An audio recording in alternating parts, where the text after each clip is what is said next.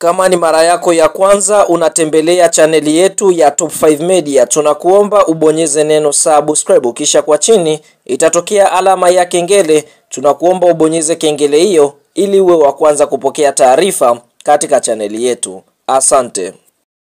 Mchezo mkubwa wa ligi kusoka Tanzania bara almaarufu kama NBC Premium League ambao tumetoka kutazama leo kutokea katika uwanja wa Azam Complex uliopo Chamazi jijini Dar es Salaam ni mtanange ambao umeikutanisha klabu ya soka ya Yanga Sports Club dhidi ya kikosi cha timu ya soka ya Azam, mchezo ambao ulikuwa ni kuvutia sana kwa upande wa klabu ya soka Yanga Sports Club. Fahamu mchezo huu umeweza kumalizika kwa klabu ya soka ya Yanga kuweza kufanikiwa kuibuka na ushindi mbele ya kikosi cha timu ya soka ya Azam. Kabla ya kuendelea mbali, kama ni mshabiki wa Yanga Sports Club umeweza kufurahishwa na matokeo ambayo Young Africans wameweza kuyapata dhidi ya kikosi cha timu ya soka ya Azam, like video yetu, alafu tuende kwenye comment section katuambie wewe, je, ni mchezaji gani wa Yanga ambaye ameweza kukuvutia hii leo? Fahamu katika kipindi cha kwanza klabu ya soka Yanga Sports Club walianza na moto mkali. Tunashuhudia katika dakika 12 Pacome Zouzoua akipokea pasi safi iliyopigwa na mwana mfalme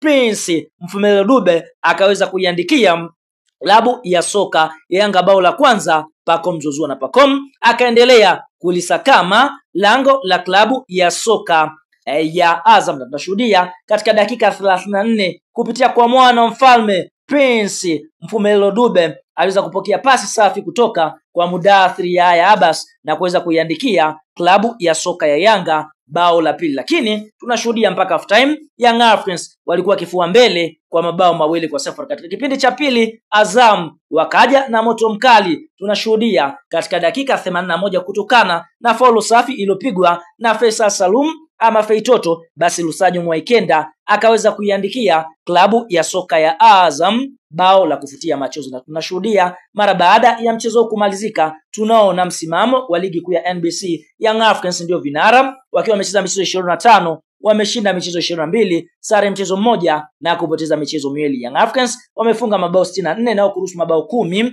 Goal difference ni mabao 54 wakiwa na pointi 67 kileleni mwa msimamo wa ligi kuu ya NBC. Lakini Simba wapo nafasi ya pili wakiwa wamecheza michezo 22, wameshinda michezo 18, sare michezo 3 na kupoteza mchezo mmoja. Simba wamefunga mabao 52 na kuruhusu mabao 8 wakiwa na faida mabao 44 na pointi 57. Lakini nashuhudia Young Africa wao wamecheza michezo mingi kuliko klabu ya soka ya Simba, wakicheza michezo mitatu zaidi ya wamecheza mechi 25, huku Simba wakicheza michezo 22.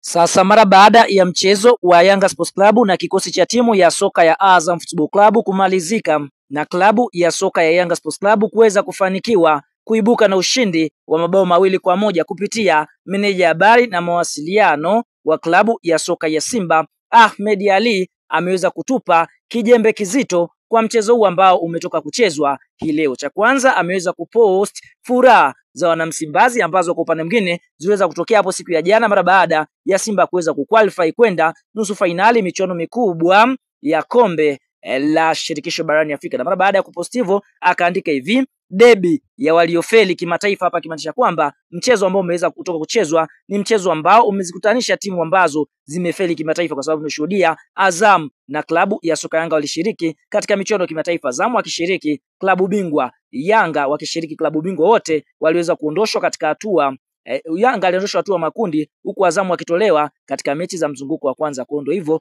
anasema ni debi ya watu waliofeli kimataifa. Kisha haikuishia hapo, akaendelea kusema hivi.